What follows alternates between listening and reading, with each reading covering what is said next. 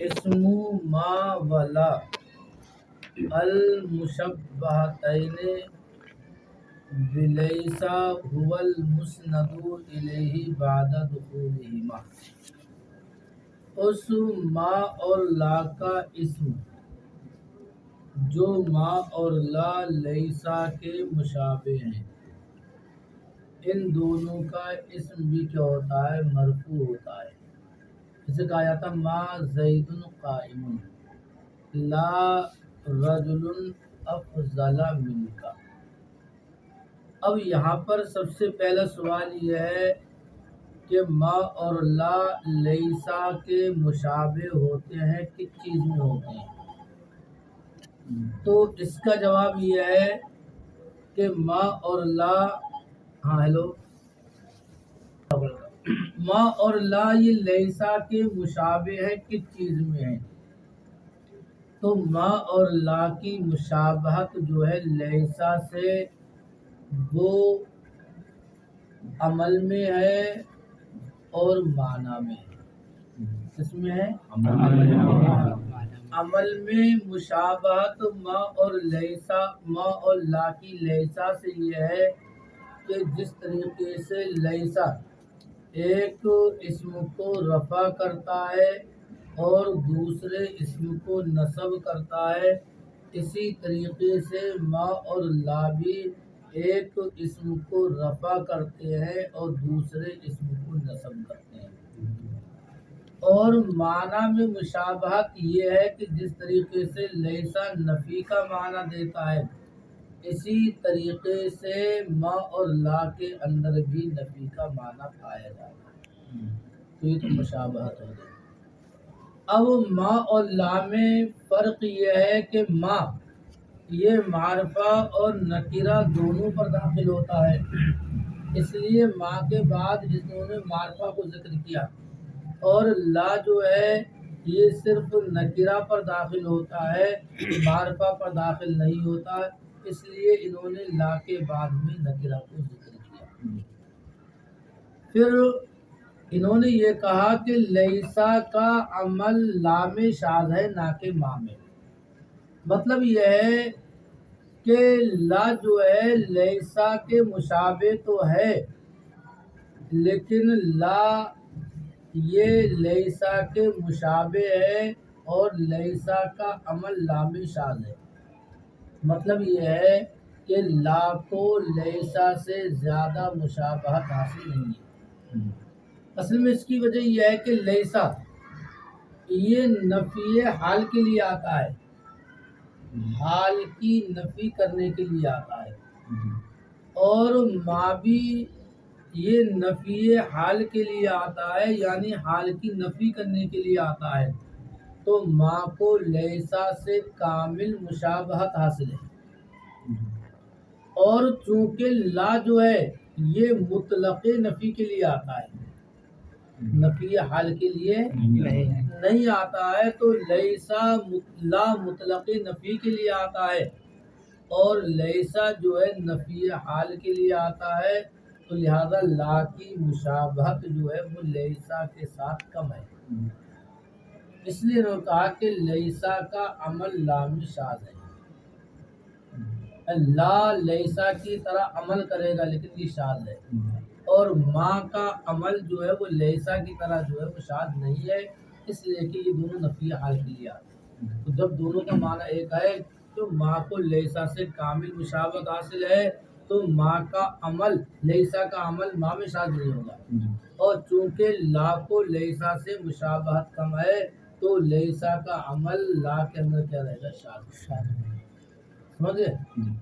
دیکھو اب وہی اعتراض کہ جب انہوں نے کہا هو المسند الیہ، ما اور لا کا اسم جو ہے مسند الیہ ہوتا ہے، تو یہ تمام اسموں کو شامل ہے، تو یہ جنس کے منزل میں ہو گیا، اور بعد دخولہما ان دونوں کے داخل ہونے کے بعد، حالانکہ دونوں ایک ساتھ داخل نہیں ہوں گے، اصل میں عبارت ہے بعد احد دخولہما، ان دونوں میں سے ایک کے داخل ہونے کے بعد مسند الیہ ہوگی، تو بعد دخولہما یہ فصلی کے منزل میں ہے، اس بعد دخول ما سے جو ہے اس ما اور لا کے اسم سے جو تمام اسم خالی ہو گئے. سمجھے بات کو؟ جیسے ما زید قائما ولا رجل افضل منک وہوا فی لا شاذ اور لیسا کا عمل لام شاذ ہے. المنصوبات، دیکھیے ما سبق میں نے بتلایا تھا کہ یہاں پر مرفوعات سے پہلے جو انہوں نے ذکر کیا وہ علم نحو کا مقدمہ تھا. مقدمے سے فارغ ہونے کے بعد انہوں نے علم نحو کے مقاصد کو بیان کیا. تو علم نحو کے مقاصد 3 ہیں. پہلا مقصد مرفوعات کے بیان میں، دوسرا مقصد منصوبات کے بیان میں، تیسرا مقصد جو ہے وہ مرفوعات کے بیان میں. اب وہاں پر اعتراض یہ ہوا تھا کہ مرفوعات کو منصوبات پر کیوں مقدم کیا گیا؟ اس لیے کہ وہ جملہ فعلیہ کا جز ہوتا ہے اور جملہ فعلیہ جو ہے وہ تمام جملوں میں اصل ہوتا ہے. یا مرفوعات کو مقدم اس لیے کیا گیا کہ کیا ہوتا ہے؟ عمدہ واقع ہوتا ہے. کلام کیا ہوتا ہے؟ عمدہ واقع، فاعل پر مشتمل ہوتا ہے اور فاعل جو ہوتا ہے کلام میں عمدہ ہوتا ہے. تو عمدہ کی وجہ سے اس کو مقدم کیا گیا. اور چونکہ منصوبات اور مجرورات یہ کلام میں عمدہ واقع نہیں ہوتے ہیں اس لیے ان دونوں کو کیا مؤخر کر دیا. اب منصوبات کے اندر اعراب کے اعتبار سے اور جمع کے اعتبار سے وہ تمام احوال جاری ہوں گے جو آپ نے مرفوعات میں پڑھے ہیں.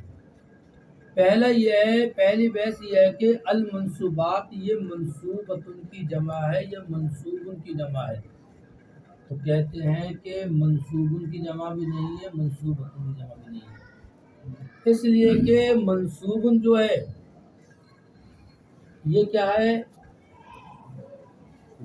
اس میں مفعول ہے منصوب، اور مفعول کی جمع جو ہے وہ واو کے ساتھ آتی ہے، الف کے ساتھ میں نہیں آتی. اور اگر اس کو منصوبۃ کی جمع مانا جائے تو منصوبۃ چونکہ مؤنث ہے اور یہاں پر جو ہے یہ مذکر کی صفت ہے. منصوبات الاسم المنصوب کہا جاتا ہے، اس کی صفت ہے مذکر کی.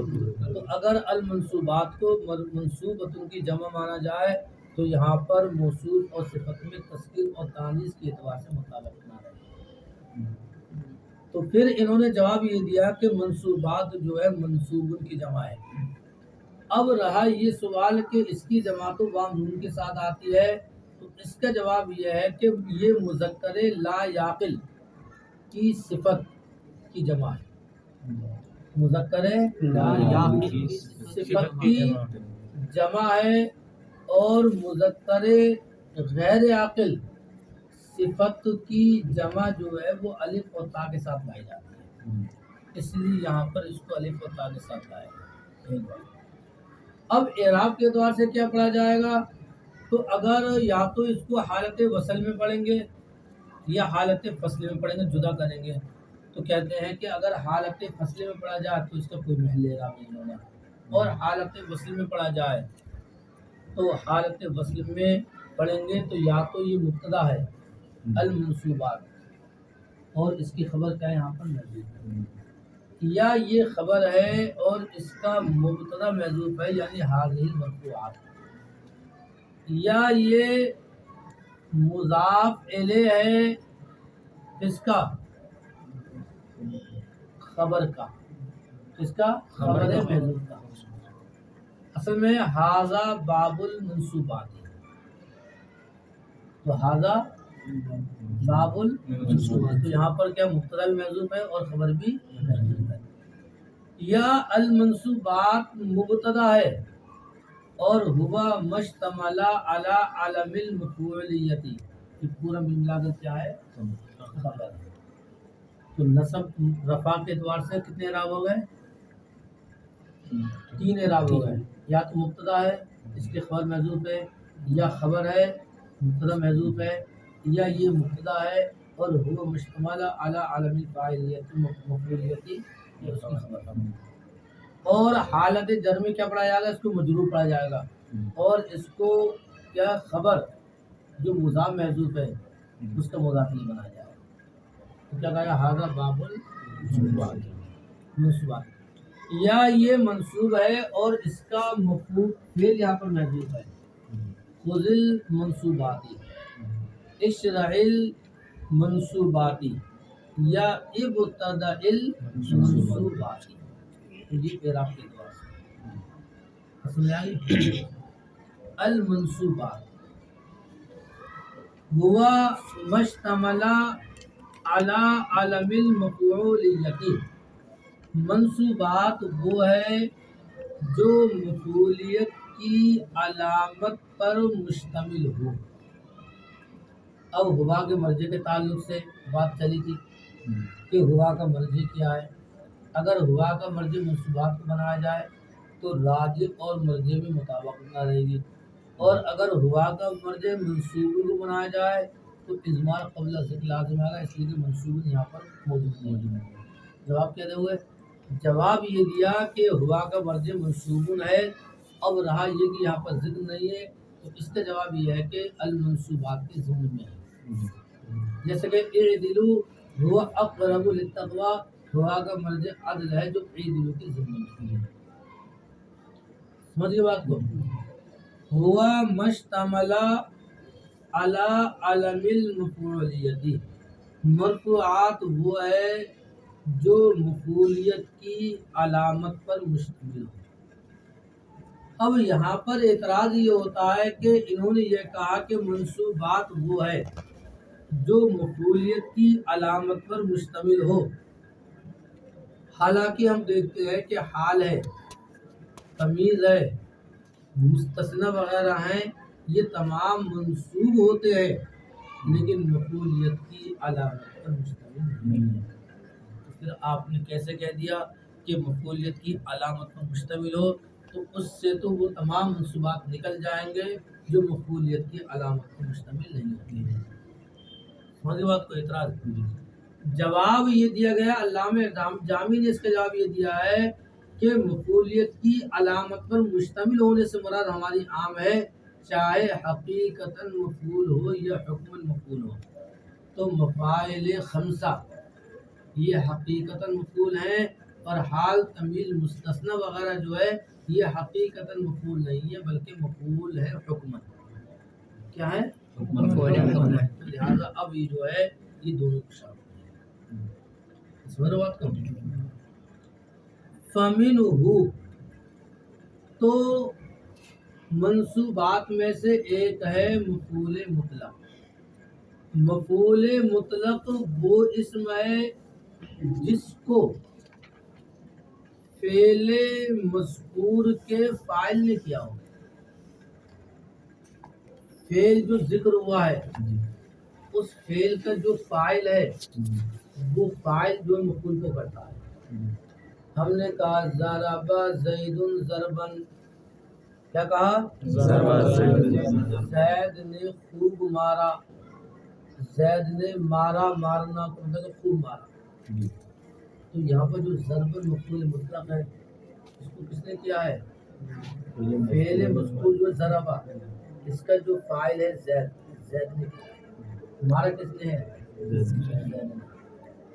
مفعول مطلق وہ اسم ہے جس کو فعل مذکور کا فاعل، ضرب فعل مذکور ہے، اس کا فاعل زید ہے، فعل مذکور کے فاعل نے مفعول مطلق کیا ہے. تو مفعول مطلق کو کون کرتا ہے؟